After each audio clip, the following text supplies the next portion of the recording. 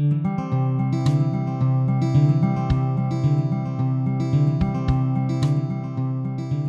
there, my name is Abraham Fulmer, Tech Service Rep with BASF, covering Georgia, South Alabama, and North Florida. My name is Matt Green. I'm the sales rep for South Central Georgia. Today we're here to talk to y'all a little bit about our new fungicide, Provysol. It is the newest and best Group 3 DMI on the market.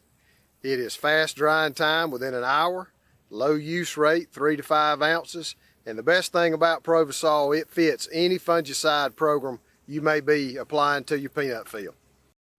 One of the reasons why it's so important to have a new Group 3 for our growers right now is because currently we are relying on the Group 7s, the SDHIs, and the Group 11s, the strobilurins, almost exclusively. So we need another product in our toolbox to help break up the heavy reliance on those Group 7s and a Group 11. So Provysol, with a strong leaf spot residual control as well as white mold suppression, can really help to strengthen these programs and preserve the life of a lot of these valuable chemistries.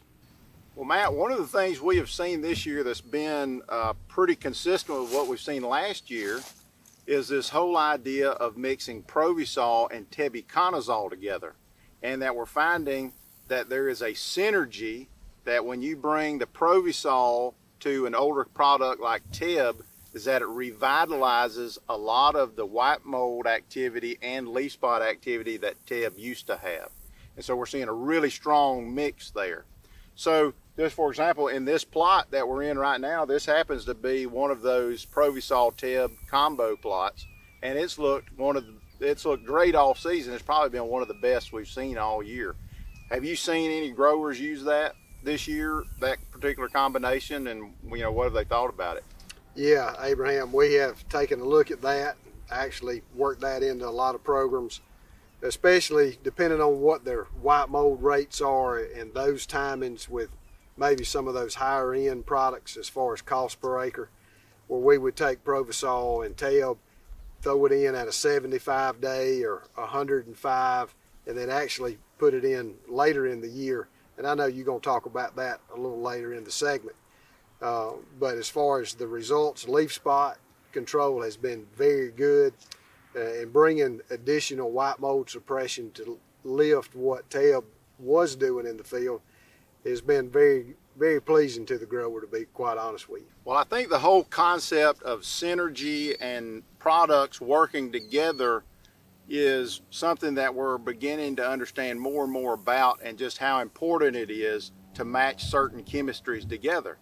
And so what we've seen with Provysol is like the old biblical adage, iron sharpeneth iron.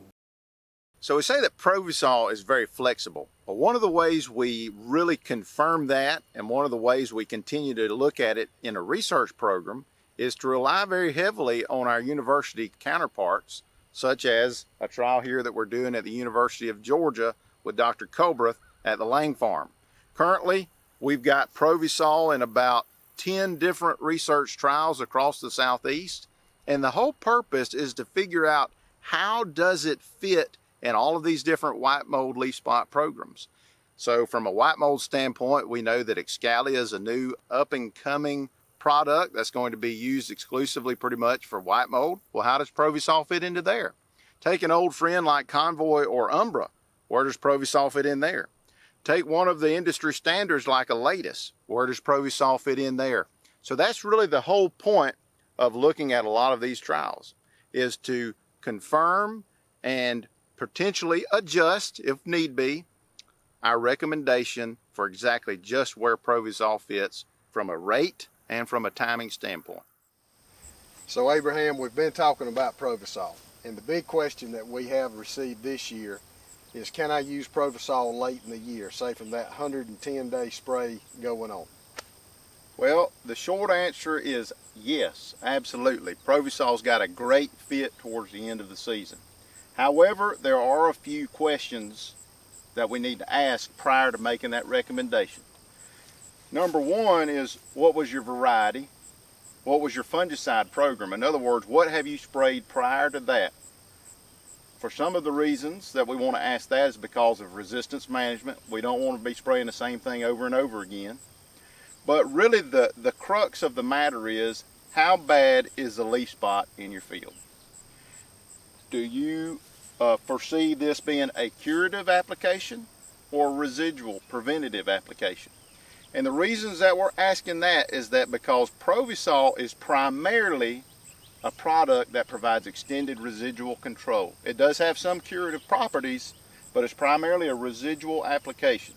So if you have managed your peanut leaf spot very well with a fungicide program that you have, 110, 120 days, you go out there, you don't see any leaf spot, that is a perfect scenario for using Provysol to take you home to the rest of the season till digging. So Abraham, you mentioned the word curative. Yes, That's sir. a word that we've heard a lot this year. Help us understand the word curative and what it means in the peanut crop. Well, I can tell you this, from the plant pathology textbook, if you were to pull that off the shelf and read about curative, it would basically mean that there is some level of infection in the field or on the plant. Now, most of the time that could just be 1 or 2 lesions way down here in the bottom, and you got to search all over the field, but that is technically a curative situation. But I need to point this out. From the farm environment, I think that word curative is oftentimes used in a very different way, and I want to show you what I'm talking about. In this situation, we've got late leaf spot from the bottom of the canopy to the top of the canopy. We've already got a lot of defoliation. You take off a leaf like this and there's 100-something lesions here in the middle part of the canopy. That is still technically a curative situation, but it's very, very different than what we talk about when we have 1 or 2 lesions in the bottom of the canopy. So Abraham, what would your recommendation be in a field like this? Well, I can tell you this, you got to hit it as hard as you possibly can, because this ain't going to slow down unless you hit it with every ounce of energy you got. And that means, from a fungicide standpoint, using a tank mix. And that's why typically at the end of the season, multiple fungicides are recommended together, such as, in this case, it could be Provysol Bravo, Provysol Teb, Provysol Topsin. But the thing is, you want to hit it from as many angles as possible. So you may be asking, well, which of those tank combinations is the best one? Well, that's the reason for this field trial that we're in right now, is to answer that question. And we will have those results to share with you in the next part of this video.